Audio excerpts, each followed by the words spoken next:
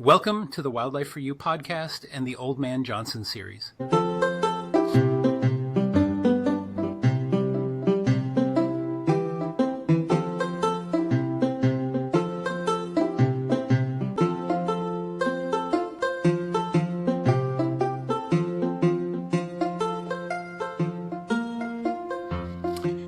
Hey, everybody, and welcome back to the Wildlife for You podcast. This is the show where we talk about wildlife issues they're either controversial, they're poorly understood, or just chock full of misinformation. And we do the best we can to kind of unmuddy the waters for everyone. So I'm your host and friendly neighborhood wildlife biologist, Daryl Radijak, and I'm joined here yet again by my brilliant and brainy friend, Stephanie Payne. So, Steph, why don't you say hi to everyone? Everyone, our 3 listeners. Sure, why not say hi to them? Okay, all right. Well, hi, Lori, Rob, and Mom. It's great for you to join us again. Wait, just Mom, not Dad, too? No, he's probably out fishing with my brother. Okay. That doesn't bode well for our podcast there, Steph. But before we get started, I wanted to ask you how your last week went, because actually it's been a while since we recorded. Yeah. So I have been traveling quite a bit. So I went to San Diego, and I'm brilliant. You just mentioned that. So just to kind of drive that home, I was in a hotel right on the coast, and I went to a seafood place and bought pork chops. Yeah. So... Can I take back that brilliant? Yeah, I was craving pork chops. It's not my fault. They looked good, but they tasted terrible. And then let's see. I went to Montana, and you did not tell me that Glacier was closed, so I was not very happy about that. And then last week I was in Denver, and apparently they haven't had any snow all winter until Stephanie shows up, and then they have a freaking blizzard coming out of the blue. So yeah, it was completely jacked up. But otherwise, it was travel. Okay, well, besides the whiteness of the snow, aren't you just blown away Oh my God, here we go. by all the colors in the West? Because we have other colors besides green. Do you want to know what colors I saw? I saw white. Okay, so Montana gets a free pass, right? Like Montana's not really that arid or semi-arid climate. It's a little greener than that. And we all know that Glacier is my favorite. So I'm probably got a little bias there. But in Colorado, all I saw was drab gray from rain. And then, oh, holy God, is that snow. So if you want to see the brilliance of the West, on my Facebook page, my personal Facebook page, I've been as you're out there working, I'm busting my butt researching all this wildlife stuff by going to all these cool places, like all over Utah, even into Wyoming. But I posted some really cool places that just show off the myriad of colors that you see, even in desert environments. No, don't say all. We've got brown, we got gray, we got reds, we got yellows, we got oranges, we've got greens. Not as many greens as you guys. I got lots of greens. I got greens and I got blues and I got, beautiful colors, especially in the fall. In the fall, I got you beat. But so wait a minute, just for clarity, when you say if you want to see brilliance out west, go to my Facebook page. So are you referring to you or the landscape? Because you could be the brilliance out west. No, trust me, it is the landscapes. So no, I've been traveling around almost as much as you, but I'm doing it on the weekends for fun. You're kind of doing it for work. So yeah, I'm slogging for work. But I will say, don't you think there's a little bit of subliminal influence going on that you're just constantly drawn to the West? San Diego, Denver, Montana. One of these days it'll sink in, like you're going to have that aha moment where a light bulb goes off and like, I need to buy a cabin in the Rocky Mountains. Oh, okay. So my epiphany actually though is, correct me if I'm wrong, is that I buy a cabin in the Rockies so that my best friend Daryl can live in it and I only use it for my vacation home. Is this accurate? The epiphany is coming clear for you. Anyway, I suppose it's probably about time we talk about stuff for the general public and not about our daily lives. So, we ready to get this week's discussion started? I am. And I know you have actually been looking forward to this topic because something strange happened this week when we went to visit Old Man Johnson and hashtag Hazel. Should we tell everyone what happened, or should we just jump into the discussion? And I must say, I never saw it coming from them. Let's just roll the tape and then we can talk about it afterwards. All right, let me get this tape queued up. I had a big faux pas last time where I panicked and I hit the wrong play button. But the cool thing is, this week's recording it kind of happened just as we were arriving at Old Man Johnson's place. So, all right, folks, this is how we started on our visit to Old Man Johnson, along with hashtag Hazel. Oh my gosh, Mr. Johnson, is that a raccoon in your lap? You have a little masked bandit as a pet? Boy, you just got here and you're fixing to give me a lecture on some kind of wildlife disease or some dumb old law I'm breaking. Nah, you best be minding your own business, 'cause I've had old Jasper here for many a year. Yep, raised him from a little pup or whatever you call 'em, pipsqueak little coon cubs. Couldn't stay out of the darn food shed where we keep the dog chow. Yeah, I figured it best we bring him in the house with Mabel and me to keep the red bones from hollering away all night long. I promise you, Mr. Johnson, if you let me pet him, I won't say a word. He is absolutely adorable. Look at them pudgy little cheeky weekies. I could just pinch them off. This reminds me of the time I tried saving the little baby deer fawn that was abandoned. He was all by himself in my auntie's flower bed for 2 whole hours. Me and my girlfriend Claire chased him all over the place. Poor thing, we could have saved him if he didn't run away. Well, there you have it, folks. Mr. Johnson and hashtag Hazel, they were actually agreeing on something. Yeah, and ironically, it's everything that we disagree about. And we tried talking some sense into them, but they really weren't having any of it. Yeah, and unfortunately, folks, I would love to play more of that discussion with Old Man Johnson and hashtag Hazel, but Old Man Johnson had plenty of colorful words flowing our way when we tried talking some sense into him. So apparently he really likes Jasper and would defend him to the core. So unfortunately, that clip that I just played for you is the only one we could share on air. So, Steph, you want to summarize what we're going to be talking about here today? Sure. So our little visit with our friends this past week definitely set off a very deep and very passionate discussion about wildlife rehabilitation and the pros and cons of it. And what I can only call like an unnatural turn of events. It was me and you, D, on one side, and Mr. Johnson and Hazel on the other. Yeah, and we usually have them as the protagonist and antagonist, but they teamed up on us, and so the good thing is we still had that counter and other counterpoint discussion, but it was me and you against them. So that leads to really good discussions because we try on this podcast to provide both sides of the story. So we will do that, and since they're not here, what do you say we just chat about some of the things we talked about with them regarding wildlife rehabilitation?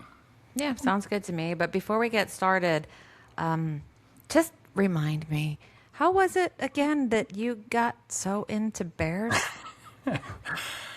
Well, that's a really good question, and believe it or not, it's ironic because, and we'll get into this in the discussion, but most wildlife biologists don't do wildlife rehab. It's a really cool thing to do, but it's not something wildlife biologists do.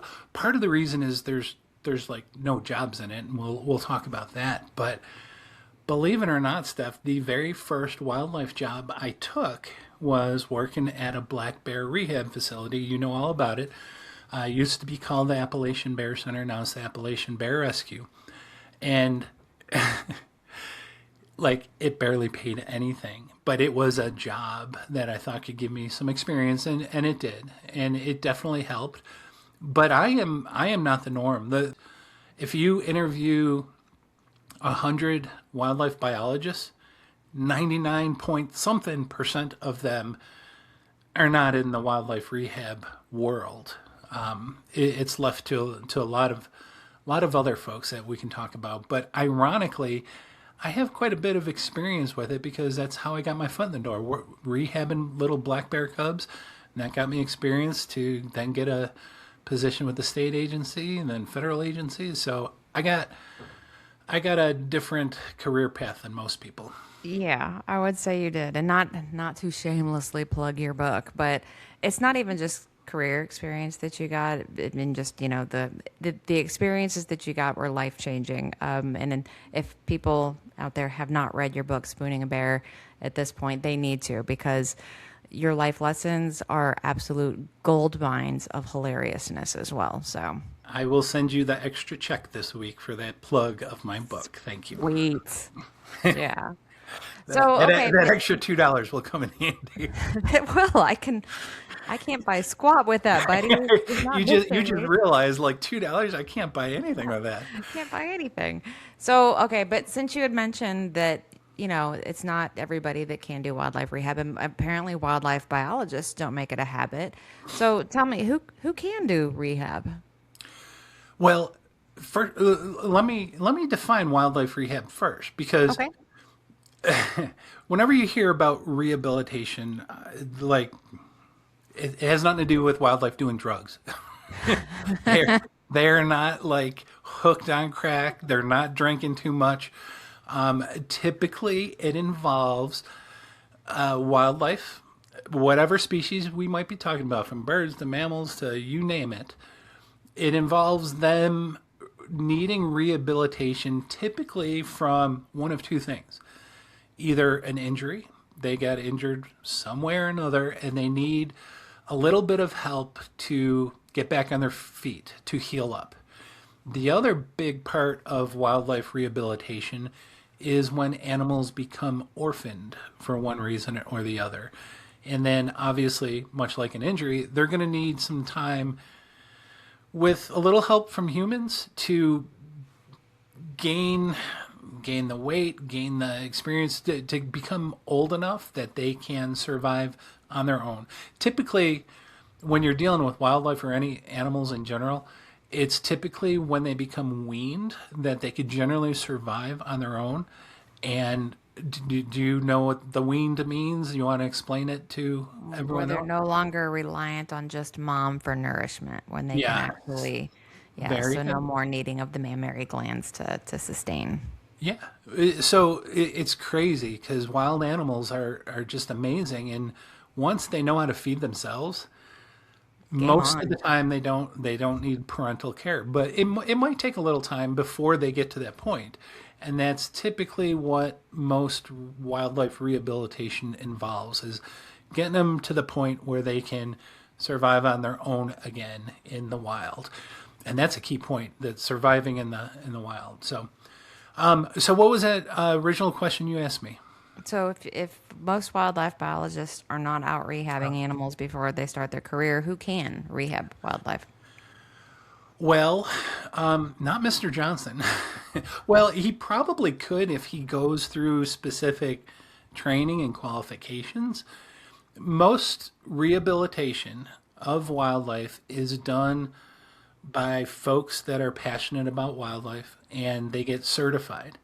Now, when you're talking about the qualifications, I wish I could tell you what everyone needs exactly to do wildlife rehab, but it's going to vary state by state. For example, when I was first starting out and I knew I was going to be getting that job with the Bear Center, I started the process of becoming a certified rehabilitator. I went through, I forget the requirements. This was like 3,000 years ago? I was going to say almost 30 years ago, but I'm like, holy crap, I don't want to say that because that's a long time ago. But yeah, it was almost 30 years ago. And I remember going for classes multiple times. So I don't know if it was a 40-hour requirement, what it was. But that was up in New York. Like when I moved down to Tennessee to start working with the Bears, they had a little bit different requirement. But fortunately with my not not just with my training with that certification, but the fact that I was a college graduate with wildlife management as my focus, they certified me pretty quickly. But the bottom line is you can't just find an animal and start taking care of it because you Google it online. There's laws against that, and those laws are really, really important. So You mentioned a minute ago that it's something people have to be passionate about. So is it a career choice? You paid to get certified and you did all this education. So is it a career choice though, or is this really just a pastime because you're passionate about it? the question about is it just passionate people, or is this something you can make a living or a career out of? And I will tell you right here, right now, it's not a career choice. And I know some people are going to get really upset because they're studying hard right now in college to become a wildlife rehabilitator. But there's very, very, very, very, very few jobs that will pay a livable wage to do wildlife rehab. I was lucky to stumble upon the Bear Center. Truth be told, Steph, it wasn't a livable wage. As soon as we had our first child, is like I gotta leave. I can't do this. We can't raise a family doing this kind of work. And so it is not something you don't spend money to go to college and hopefully not go into debt, because you would never get out of debt if you plan on being a professional wildlife rehabber. Having said that, most of the folks that do wildlife rehab, they don't earn money to do it. They pay money to do it. Mm-hmm. They're the ones that pay for the cages, pay for the food, pay for all the care that goes into rehabbing a wild animal. And so it is not a career. It's a passion. It's a choice you do. It's a commitment for you to do something you absolutely love to do. Yeah, I know a lot of times they're out there trying to pony up donations to just sustain even the funds that they have to output to be able to do what they love doing. Yeah.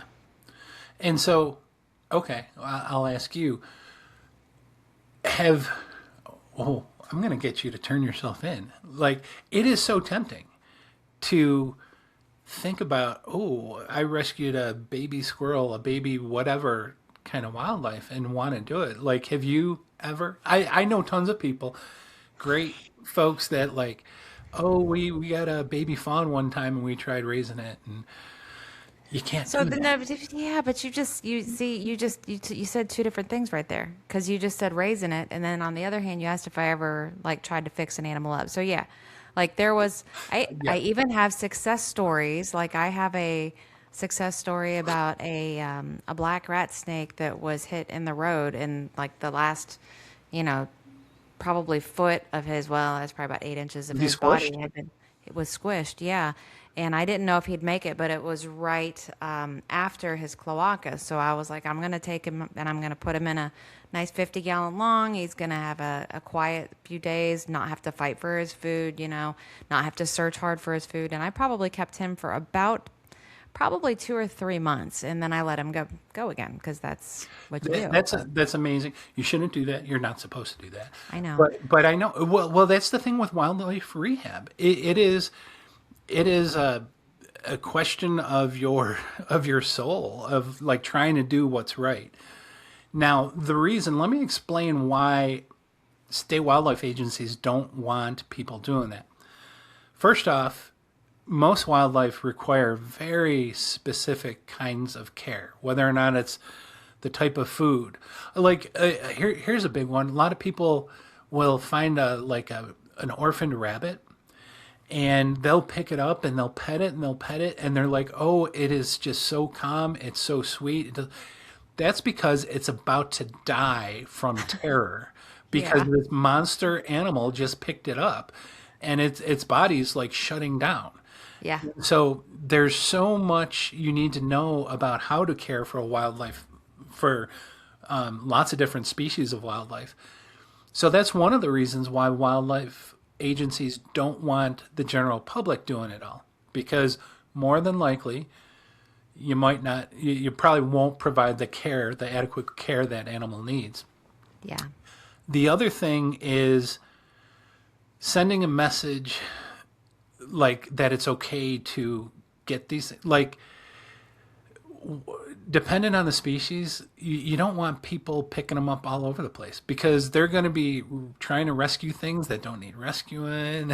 And all That that other. happens pretty often, actually. Oh yeah, I and mean, like what hashtag Hazel was saying, oh, there was a baby fawn and it was laying there for 2 hours. And geez, we would have saved it if it wouldn't have run away to safety away from hashtag Hazel. ran back to its mom. Yeah. Yeah, and sad to say, even working at the Bear Center, I promise you, we ended up getting some orphan cubs in that were orphaned simply because someone rescued them, and there was no need for it. And so we want to make sure people get the message. It is illegal to do this. We don't want you running out there. It needs to be done by qualified personnel. So the best thing to do, if and whenever you find an animal that you believe is injured or orphaned, first thing you do is call the authorities just to find out what you're supposed to do. Yeah. So, Yeah. That's good, right? Like I have success stories where I have called professional rehabbers and explained to them what was going on, and they went and recovered the animal, and then they gave me probably fake updates, but whatever, it was for the benefit of my own heart, right? yeah, we Like, fed that animal to the to no, the it was red-tailed probably hawk. like like we had there was one where an owl had been struck by a car, and it wasn't struck bad enough. From the looks of it, it wasn't struck bad enough to obviously to kill it, but it looked like it had damaged one of its wings pretty bad. Well, that's not just an animal for wildlife rehab, but you actually have to have a specialized rehabber to even handle that animal. Oh, yeah. So it was a multiple case where I call a rehabber, the rehabber calls a specialized rehabber, that person comes down and does the things they're supposed to do. So Yeah, and this idea where people think they'll know what to do or they know best what that wild animal needs, even trained biologists F up sometimes because where I'm going is we were called when I was working for Tennessee Wildlife Resources Agency. There was a call about an owl that I don't know if it was struck by a car, what happened, but it wasn't flying away. And so my boss at the time went to go pick up the owl, and he didn't have all the equipment necessary, but he has the training, and he grabbed the owl, put it in his coat, and was carrying it back to the truck. And owls have these zygodactyl. Do you know what zygod? I'm gonna quiz you. What is a zygodactyl claw? a zygodactyl. So wait, is that the ones that lock? It's effective that It's way like because it's two toes forward, two toes and backwards. one back. Yeah, yeah, yeah. No, And then it's two forward, two two back. forward and one back. Is it two No, forward and two back? Or, okay, two and two, because okay, a lot of raptors have the three claws forward and one back. They only yeah, have the four toes, so they got two forward, two back. Anyway, they're really good at latching on and not letting yeah. go of stuff. And he he had the owl wrapped in the coat, but his claws were sticking out, and it latched onto his stomach, and he could not get that thing loose. So yeah, you got to really, really know what you're doing because not only could you possibly hurt that animal, but you could very easily hurt yourself. And so you hear horror stories about deer even turning on people. So anyway, the bottom line is it is not something that the general public should get themselves involved with. That's why we're so mad at Mr. Johnson. Yeah. Well, and like you were saying, and kind of what kind of brought into that, it is a pastime that people do out of passion, but that doesn't mean that everybody should do it just because they have a passion. They still need to have the training, and it is illegal. Yeah, 100%. So let me ask you something. I'll pick your brain. So when it comes to wildlife rehab, you're taking these individual animals and you're trying to nurse them back to health to release them back into the wild. So in the big picture, would you say that practice is beneficial from a wildlife standpoint? So I guess it kind of depends. So from a wildlife standpoint, I think it's going to depend a lot on the different type of animal that you're looking at. And I mean, for lack of a better term, we're going to have to get a little geek speak on people, but you have to look at kind of the breeding habits and the population kind of metrics for that species. So we have a couple things called that we use to kind of talk about the breeding strategy of certain types of animals. So you've got two types. You've got this R selected, which is kind of how would you say this super easily? Like rabbits. They breed like Yeah, rabbits. opportunistic. Yes, very opportunistic. And then you've got K-selected species, and they are more like humans or elephants, or just they don't breed like rabbits because they're not quite as fragile. They have a higher likelihood, I would say, of the offspring, Survive. living to sexual maturity on its own. So really, you have to kind of. I mean, we see a cute little nubby wubby rabbit sitting there that's injured. Yeah, our heart goes to it. We immediately 100. want to Yep. jump in there. But those are very fragile animals, which is why there's so freaking many of them whenever they do have offspring, right? Because there's a certain amount of them that aren't actually expected by nature to be able to survive. So if you've got one of those, as opposed to a bear or an elephant or a big cat, something that has very few offspring, very kind of set out, then they raise these until they're 2 years old, for example. Yep. It's more important for us to step in, I think, with those K-selected species, those that are more the equilibrium, if that makes sense. I think you described it perfectly. And the geeky technical terms is that R selected and K selected. And just so you know, that's how I remember it. The R is they breed like rabbits. So those kind of animals pump out lots and lots of babies in hopes that a couple of them survive. Mm-hmm. The K selected, like you mentioned, the humans, apes, they have very, very few offspring, but they invest a ton of maternal or paternal care to get that offspring to survive. So from the big picture standpoint, there's lots of species out there where the offspring just aren't surviving no matter what. Mother Nature developed it like that. So throw out a lot of kids and hope for the best. So it's kind of like the big differentiation between wildlife biologists like you and I and the public, because what this boils down to is, if I were to ask you a question, what do you care? Well, I was going to say care more about, but I know we both care for this. But as a wildlife biologist, we are trained to care for the population of animals. Mm-hmm. Like when I talk about bears, I'm not talking about Mike and Lily who live up on the hill. That's my nickname for them. I'm talking about bears in general. Mm-hmm. And so it becomes this argument between population versus individuals. Mm-hmm. And I will say individuals are important. I get attached to individuals.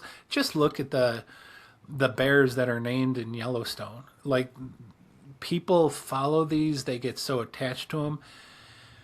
That's a good thing when it comes to caring about wildlife. It makes people care more about it. But from a wildlife biologist standpoint, we're more concerned about making sure that population of grizzly bears is doing well, because that's our job. We're there to make sure they're always on the landscape. Yeah. So anyway, you did a great job of describing where it's most beneficial, and I believe those animals that have fewer offspring, it could be more beneficial, especially if that particular species is threatened or endangered. And just so you know, when I first took the job at the Bear Center, when I moved to Tennessee in 1997, almost 30 years ago, believe it or not,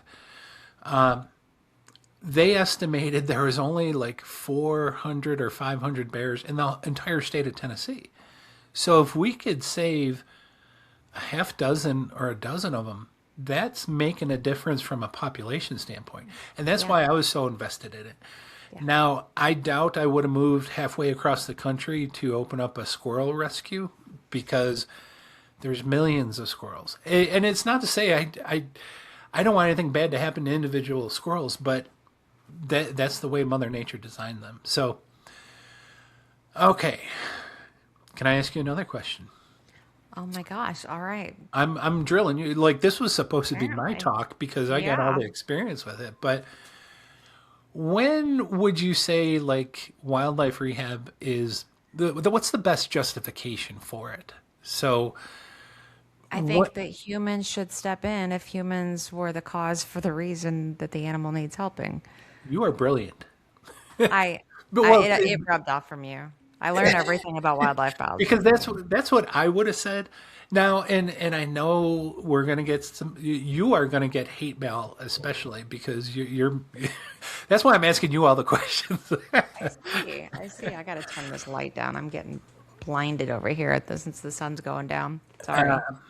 So, wildlife rehab, it can be a good thing. And I think the best justification for it, where you do actually invest a good deal of money, obviously with those species that are most in need or where it will benefit the most. But if the reason the animal is injured or the reason the animal is orphaned is because of humans, that is the best time to step in. Now, in preparation for talking today, I sent you a little video clip yesterday. You take a look at it? Was it the eagle one? Yes. What did you think of that? Which one? You sent me to. Well, it's the same instance, but describe the first one where they just You saw. described the first one. I will describe the second one. Okay. There are eagle cams out there. Many people are probably familiar with eagle cams. They became pretty popular about a decade or two ago. And so people love watching these cameras, which are set up over a wild animal, a wild bald eagle. It's set up over their nest so people can kind of get a peek into the wildlife world. And as we were stating before, sometimes Mother Nature is not the nicest of people. I'm already going on a tangent because I remember, I think it was an eagle cam in Pennsylvania where the eagle brought back a house cat to feed to the eagles. And that upset a lot of people, understandably so, if you have cats. But with this particular clip that I sent to Stephanie yesterday, it showed this eagle cam. It was over a nest that was off the coast of California. I forget what island it was on. But there were two brand new eaglets, young, fluffy. They're nowhere near the fledgling stage where they're getting ready to leave the nest. They're still nestlings. Yeah. And the mom was gone, the dad was gone, and one of the two wandered close to the edge of the nest and it fell out. Now, just so you know, this nest is only about 8 feet off the ground. So this eagle fell out, this eaglet fell out of the nest. And right away, people were like, got to go save it. So, Gotta go save it. okay, so what happened in the second video I sent you? In the second video, there is a person, I'm not sure what gender, but anyway, blue, hard hat, wearing gloved up and fully covered. And they take said eaglet and they chunk him back in the nest. Push him a little closer too, because obviously this little bugger's, got not a lot of grace, but yeah. And then immediately after the eaglet realizes he's been plopped back in the nest, he turns and he starts wobbling towards his sibling, who wobbles and accepts him gratefully back into the nest. Happy story. Happy story, but can I tell you it kind of aggravated me? Tell me why it aggravated you, sir. Because, again, Mother Nature knows best. It's this whole idea of survival of the fittest. And so one of the things I'm always like, first off, there could have been something wrong with that eaglet. Mental, like maybe it had some brain deficiency that did not recognize it should not crawl out of the nest and fall. So there could have been something wrong with it. Probably not. It could have been just an accident where he fell out. But the other thing is when it happens in nature, besides not being nice all the time, Mother Nature knows best. And the other thing you have to remember, nothing in nature goes to waste. To waste. So I was having a discussion with Sandy on the way home from work today because we were talking about that video clip. And I asked her about that, and she's just like everyone else. Oh, it's great that they saved the eagle. I said, but what happens if there was a family of foxes that lived nearby that had kits, young pups of their own, that were really struggling to find food, and that eagle was going to feed those one or two fox pups that would cause them to survive. But now that's not there because the humans stepped in. And so I'm always thinking things like that. And if it happens in nature, as horrific as we may think it is, it may be a life-saving event for another animal. I think the important thing for all of us to remember is we circumstantially were engaged in that. If there had been no eagle nest, the eagle would have fallen out. The potential family of foxes would have been fed. That's nature. That's every day, a million times over. That's just another Tuesday. But we personalize it, right? And we want to get involved. And then, yeah. I mean, of the two of us, actually, I wish people You would have understood. saved the eagle. Oh, yeah. And that's the thing. I wish people actually, if they knew us as humans more, and how often, for example, you have to talk me back to reality, and even, I know how it hurts you when you see certain things happen. So, it's easy for us they probably think we sound callous when we say things like that, but it tugs at us too. We have the emotional duress just like everybody else. So, yeah, I would have. And I use this scenario. I'm like, if there was an eagle nest and then there's some yeehaw flying a drone by it trying to get cool pictures and it scared the eagle and the eagle fell, I'm like, go get it and beat the snot out of that drone operator. yeah. But I hate it. I feel for young animals when they don't survive, and it's not something I enjoy looking at. But man, Mother Nature's awesome, even though it can be pretty cruel sometimes. You know what's really terrible? What? I'm about to go on a tangent. I'm sorry. No. I'm gonna just. It's not. This is often I like do your this. first tangent ever. I'm on 42 already. So, anybody who knows me knows that I'm like a very big amateur birder because I'm not an ornithologist, but I've got hundreds of birds on my life list from across the globe. Of all of the birds on the planet that are not birds of prey, my most favorite is the Carolina wren. Love them. Adore Carolina wrens. If you knew one, like the whole Angry Birds game was made about these wrens. I mean, they're just that way. I have on my boat dock, I have spots that wrens are attracted to for nesting. And then when these fledglings come out of these spots, the only place that they can really land, if they're lucky, it's on my dock or on the boat, but most likely it's going to be in the water. So 2 years ago, I happened to be there at the very moment that three little birds went plop, plop, plop into the water. And yeah, I went into the water and I got every one of them out and I put them up on the ground, and then Mama took care of them from there on out. I partially felt guilty, right? Like I know where wrens nest. I should have taped those up. I taped those up. I'll be damned if she hasn't found another spot on my dock. And now I'm sitting there eyeballing that nest with those fledglings going, these are going to probably have to die because I won't circumstantially be there. Just think, you are feeding a big-ass bass that's waiting under that dock for that fledgling. Trust me, I feed them plenty. Okay. They go Shouldn't around feed with little wildlife. piercings from me. Earthworms. You're throwing them earthworms, I hope. And minnows. Anyway, yeah. Anyway, yeah, I really hope we don't come off, or at least I don't come off as really callous, but it's just I've been trained in this field to just respect all of Mother Nature, and I accept the good, the bad, and the ugly. So, speaking of good, bad, and ugly, Speaking of the bad and ugly. Let's talk about the good of wildlife rehab.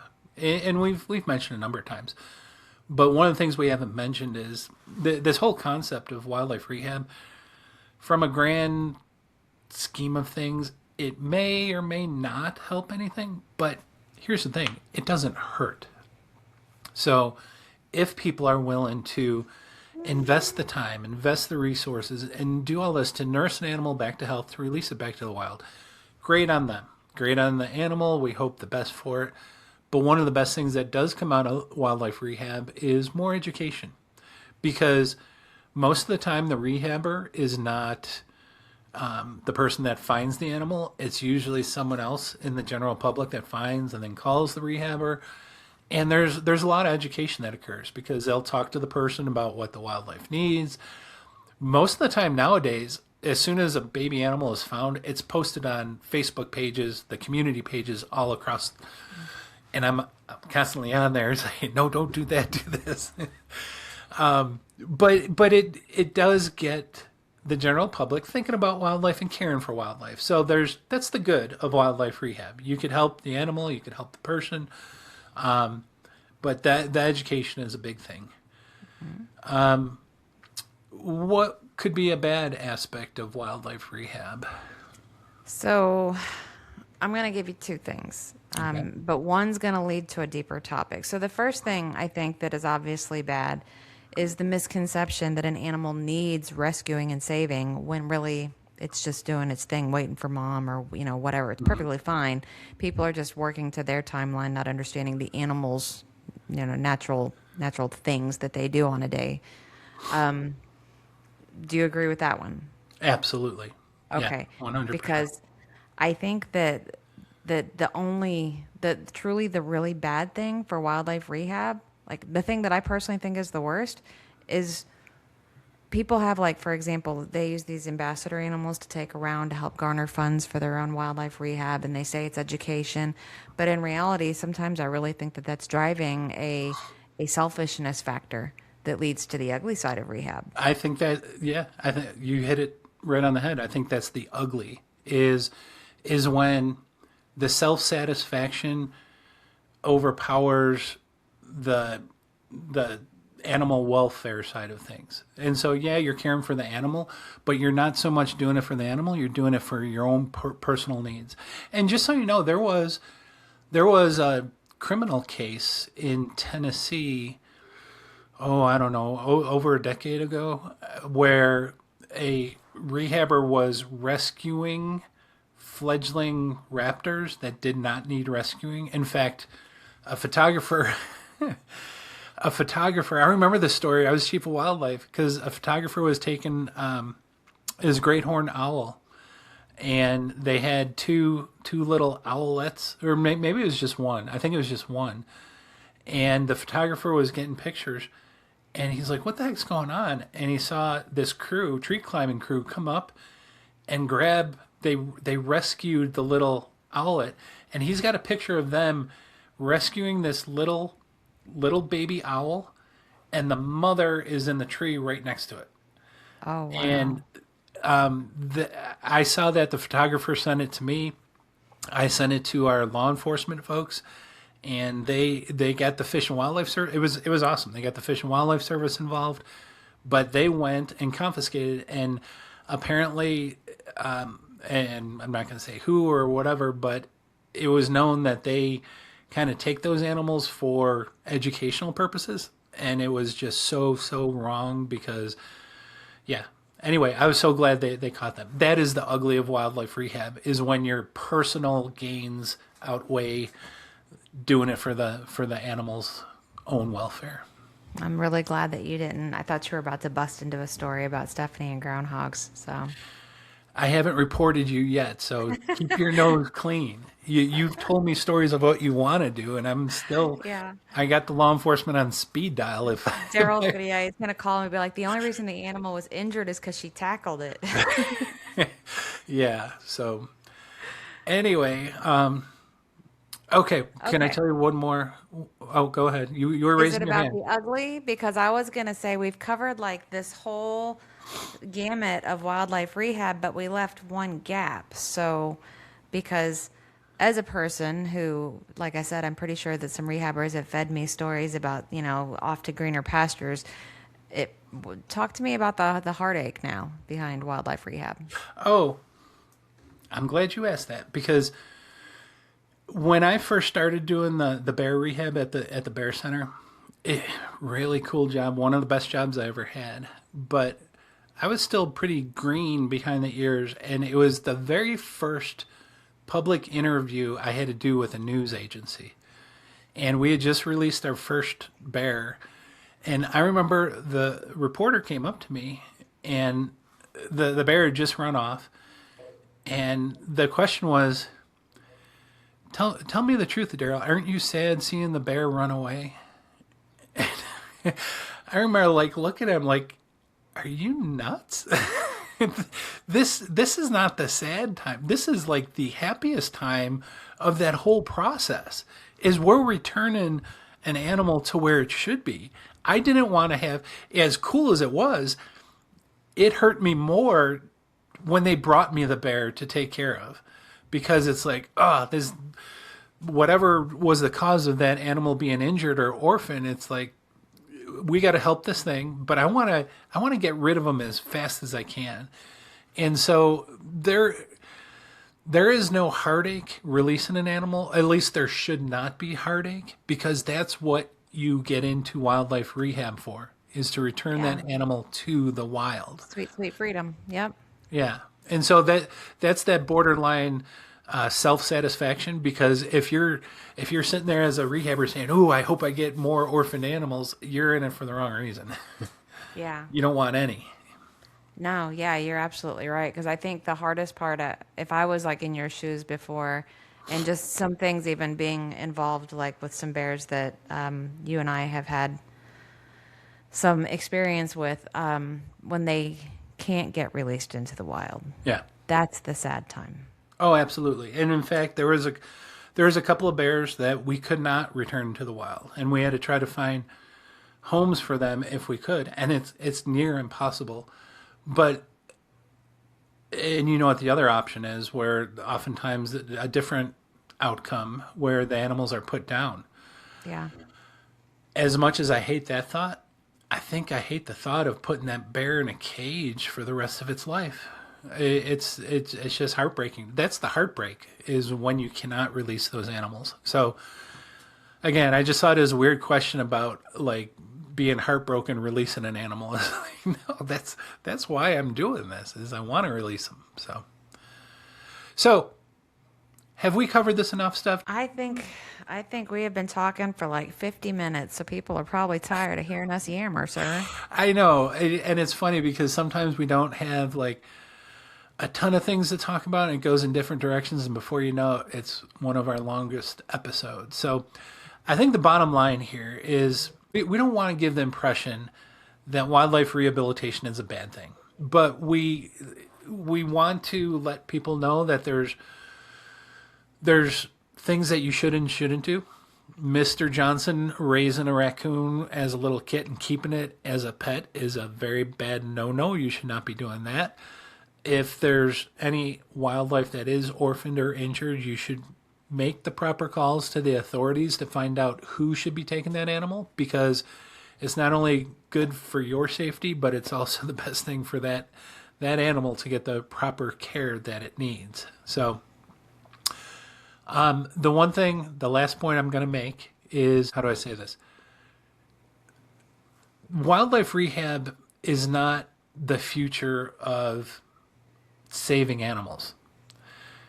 It does well for individual animals, but we're talking populations. If we really care about wildlife, the future for saving animals and saving wildlife in our country and the world, it's providing habitat for those animals and certain protections of that habitat to allow Mother Nature, to allow wildlife to live its life in the wild. That's where they're meant to be. So again, wildlife rehab is good, but it's not the panacea for saving our wild creatures out there. The Panacea. I am absolutely impressed by this word, sir. I looked it up. I said, make sure to use the word panacea in today's There you podcast. go. Yeah, but seriously though, to stress it again, wildlife rehab, it's absolutely fine when it's done well by well-trained, compassionate folks that put the wildlife first. But, like Daryl was saying, unfortunately, those cute and cuddly baby animals with those big chubby whoopy cheeks that pull on our heartstrings do that more than on our brain strings. So we need to just be careful. Like nothing can replace the good, healthy habitat. And when you have that, Mother Nature provides that animal all that they need. So they're not going to need our help at all. But anyway, so to wrap things up, we love talking to you about wildlife, and we love trying to clear up some of the misinformation that you hear out there. But we also love listening to you. So if you have any topics that you'd like for us to explore, please reach out to us. You can reach us either through the Wildlife for You Facebook Messenger, or you can email us at wfyquestions@gmail.com. Yeah, and we'd absolutely love to hear from you with whatever topic ideas you have and any of those compliments. And I know Stephanie's going to get loaded with a whole bunch of criticisms on this episode, but her name is spelled Steph, period. Anyway, send those directly to her. But once again, we thank you for listening. And remember, folks, when it comes to wildlife, your knowledge often means their existence. So thank you and be well.